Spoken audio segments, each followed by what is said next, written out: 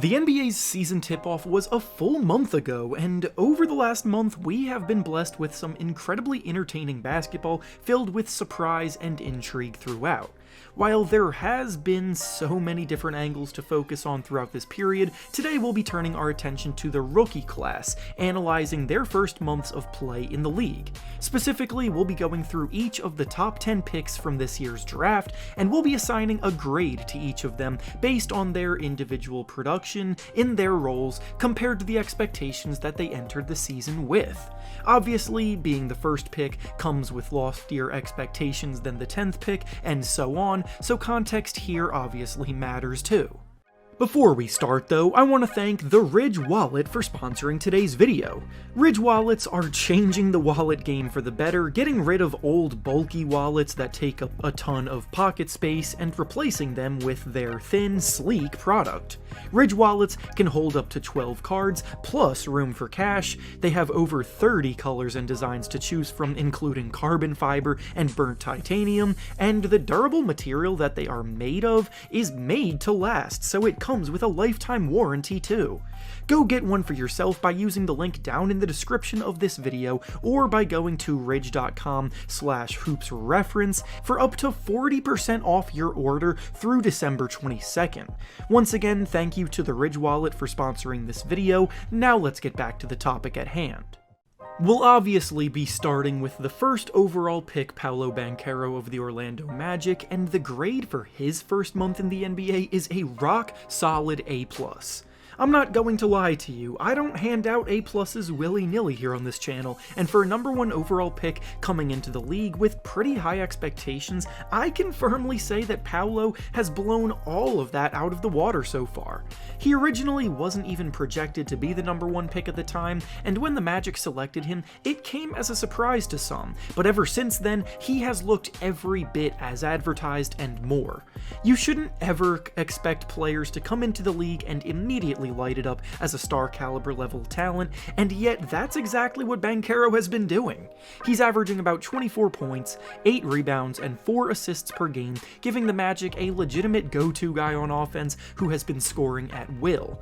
He could definitely improve as a perimeter shooter for sure, but besides that, Banchero looks like a star in the making. Next up is second overall pick Chet Holmgren of the Oklahoma City Thunder, who is unfortunately out for the season due to injury, so he does not get a grade here. The third pick in the draft was Jabari Smith Jr. by the Houston Rockets, and his grade is a concerning F. I'll come right out and say that I am straight up disappointed in Smith's play to this point. He was the player a lot of people assumed was going to be selected first overall in the draft, so when he dropped down to the third pick, you would have hoped that it would spark a fire in him to prove people wrong, but he has been flat out bad in his season 1 month in. Smith's offensive ceiling was never as high as some others in the class, but he was supposed to be a safe two-way prospect who could shoot it efficiently from deep, knock down pull-up jumpers, and lock up on defense.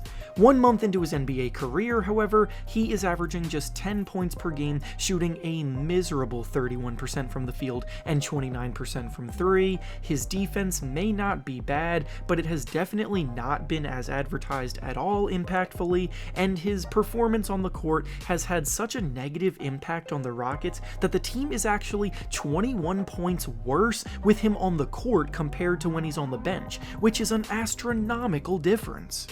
Next is Keegan Murray, who was selected 4th overall by the Sacramento Kings, and his grade so far is a solid B. Keegan Murray got some slack from critics when he was taken this high, and I'd be lying if I said I didn't have some doubts of my own in that regard, but Murray has been incredibly solid so far for Sacramento.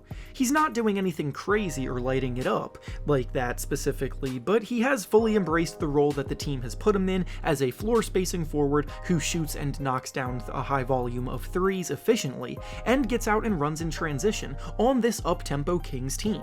He's averaging 12 points and shooting 45% from the field and 38% from 3, and has taken over the team's starting power forward spot because he's earned the trust of his coaches so soon. Up next is the 5th pick, Jaden Ivy by the Detroit Pistons, and the grade for his first month is a B+. Ivy's speed and his explosiveness is what was so tantalizing about him as a prospect, and when he attacks the basket, he has shown off a terrific ability to navigate through traffic and finish in the paint. He offers a nice yin to Cade Cunningham's yang as a backcourt mate who can push the pace and speed things up, while Cade takes control of the game when it slows down. Ivy is averaging about 16 points, 5 rebounds, and 4 assists per game. The Pistons perform better when he's on the court, and he's getting better and better as time passes too. Next up is 6th pick Bennedict Mathurin of the Indiana Pacers, and the string of good grades continues here because he gets a strong A grade. Mathurin has supplanted himself firmly in the Rookie of the Year race alongside Paolo Banchero, because he has been lighting it up in Indiana. Mathurin is averaging about 20 points per game, and he's scoring incredibly efficiently, making 46% of his shots and 45% of his threes. He's not only firmly in the running for Rookie of the Year, but he's also a legitimate candidate for 6th Man of the Year, because he's doing all of this while coming off of the bench for the Pacers, providing a lethal spark of offense when he subs in. Mathurin and Tyrese Halliburton have made for an amazing young duo so far, and the Pacers now have their future pairing to build around.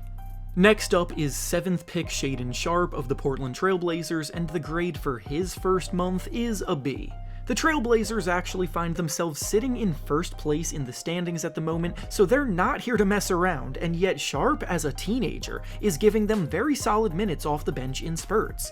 He's averaging about 9 points per game in about 20 minutes of game action per night, and he's shooting the ball 53% from the field and 46% from 3, so in the limited chances that he is getting, he's taking advantage of them.